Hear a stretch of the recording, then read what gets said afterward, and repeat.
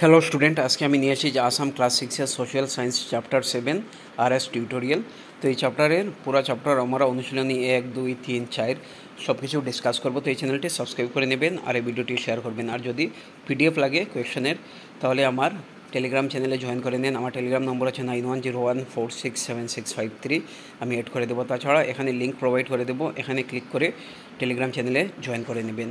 তো চ্যাপ্টার 7 মানব জীবনের প্রক্রিয়াগত বিকাশ। তো অনুশীলনী 1।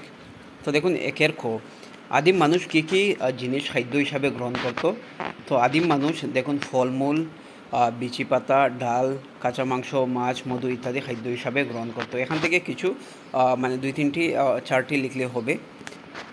খ নম্বর দেখুন আদিম মানুষের আশ্রয়স্থলগুলো কেমন ছিল। তো আদিম মানুষগুলো গুহা, বড় গাছের পাতা বা ডালপালায় তৈরি আশ্রয়স্থলে বাস করত। ঠিক আছে, এগুলি লিখে নেবে। গ নম্বর দেখুন আদিম যুগের সরঞ্জামগুলি কী ছিল, সেগুলি কীভাবে প্রস্তুত করা হতো। তো আদিম যুগে মানুষ পাথর, হাড় এবং কাঠ থেকে তৈরি সরঞ্জাম ব্যবহার করত। তারা এগুলি ঘষে বা চেঁচে বা ভেঙে প্রয়োজন অনুযায়ী তৈরি করত। ঘ নম্বর দেখুন আগুনের আবিষ্কার কীভাবে হয়েছিল। তো আগুনের আবিষ্কার খুব ইম্পর্ট্যান্ট জিনিস। তো আগুনের আবিষ্কার হয়েছিল দুটি পাথর ঘষে আগুনের স্ফুলিঙ্গ সৃষ্টি করে, অথবা বজ্রপাত থেকে আগুনের সূত্রপাত হয়েছিল। ঠিক আছে, এগুলি লিখে নেবে। সংক্ষেপে উত্তর দাও। 2 নম্বর আদিম মানুষের খাদ্যাভ্যাস। তো আদিম মানুষ প্রাকৃতিকভাবে পাওয়া ফলমূল, বিচি পাতা, কাঁচা মাছ, মাংস খেত। তারা সরঞ্জাম ব্যবহার করে শিকার করত। ঠিক আছে, এবং আগুনে রান্না করার অভ্যাস ধীরে ধীরে গড়ে ওঠে। খ নম্বর দেখুন আদিম মানুষের আশ্রয়স্থল। আদিম মানুষ গাছের নিচে, গুহায় বা ঝোপঝাড়ের নিচে আশ্রয় নিত। পরে তারা মাটি দিয়ে ঘর তৈরি করে সেখানে থাকতে শুরু করে। এভাবে শুরু হয় মডার্ন জিনিস। 3 নম্বর দেখুন আগুনের আবিষ্কার আদিম মানুষের জীবনে কী কী পরিবর্তন এসেছিল বা এনেছিল, বিস্তারিত লিখো।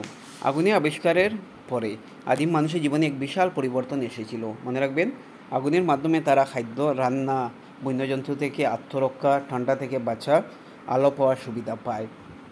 এছাড়া আগুনের সাহায্যে তারা ধাতু গলিয়ে নতুন নতুন সরঞ্জাম তৈরি করতে সক্ষম হয়।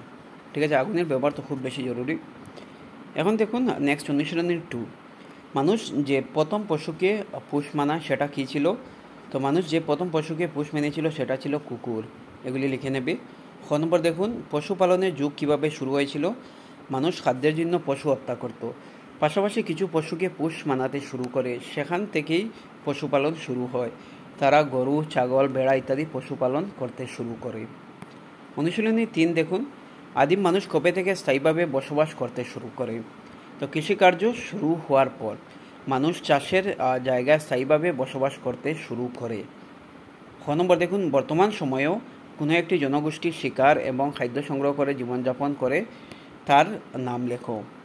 তো দেখুন আন্দামান দ্বীপের জরুয়া জনগোষ্ঠী, ঠিক আছে, আজও শিকার করে এবং খাদ্য সংগ্রহের মাধ্যমে জীবনযাপন করে। গ নম্বর দেখুন চলাচলের শুরু কিভাবে হয়েছিল। শুরুতে মানুষ আশেপাশের স্থানে হেঁটে যেতে, পরে গৃহপালিত পশুর সাহায্যে চলাচল শুরু হয়। তারপর যখন চাকা আবিষ্কার হয় তখন আরও এই জিনিস উন্নত হয়। গ নম্বর দেখুন মানুষ শুরুতে কেমন ধরনের পাত্র ব্যবহার করত। প্রথমে মানুষ দেখুন মাটির পাত্র ব্যবহার করত। তারা মাটি দিয়ে তৈরি পাত্র আগুনে সাকাতো। ঠিক আছে। নম্বর দেখুন চাকার ব্যবহারে আদিম মানুষের জীবনে কী কী প্রভাব পড়েছিল। তো চাকা আবিষ্কারের মানুষ জিনিসপত্র স্থানান্তর করতে সুবিধা পায়, ব্যবসা ও কৃষিকাজ সহজ হয়। 2 নম্বর দেখুন কৃষির সূচনা এবং বিকাশ কীভাবে হয়েছিল। তো ফলমূল সংগ্রহের সময় মানুষ লক্ষ্য করেছিল যে গাছের বীজ পড়ে নতুন গাছ জন্মায়। সেখান থেকেই তারা গাছ লাগানো এবং চাষের পদ্ধতি শিখে যায়। এভাবে কৃষির সূচনা হয় এবং সময়ের সাথে কৃষি পদ্ধতি আরও উন্নতি হয়। ঠিক আছে, নেক্সট দেখুন লাস্ট যেটা অনুশীলনী 4। আদিম মানুষের মধ্যে বিনিময় প্রথার সূচনা কিভাবে হয়েছিল। তো দেখুন যখন মানুষ অতিরিক্ত খাদ্য বা সামগ্রী উৎপাদন করতে শুরু করলো তখন তারা সেই অতিরিক্ত জিনিস অন্যদের সঙ্গে বিভিন্ন সামগ্রী বিনিময়ে দিত। যখন অতিরিক্ত খাদ্য সামগ্রী নিজের প্রয়োজন অপেক্ষা যদি উৎপাদন করত তখন এগুলি এক্সচেঞ্জ করত, বিনিময় করত। দেখুন অন্য সামগ্রী বিনিময়ে দিত। এভাবে বিনিময় প্রথার সূচনা হয়। ইংরেজিতে একে বলা হয় বার্টার সিস্টেম। 2 নম্বর দেখুন অতীতে প্রথম বাণিজ্য কেন্দ্রগুলি কীভাবে গড়ে উঠেছিল।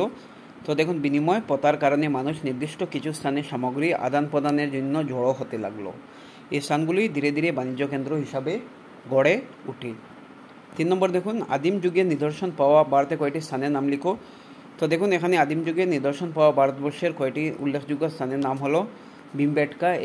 এই ভীমবেটকা যে এটা মধ্যপ্রদেশ আছে, হুনসাগি এটাও কর্ণাটকা।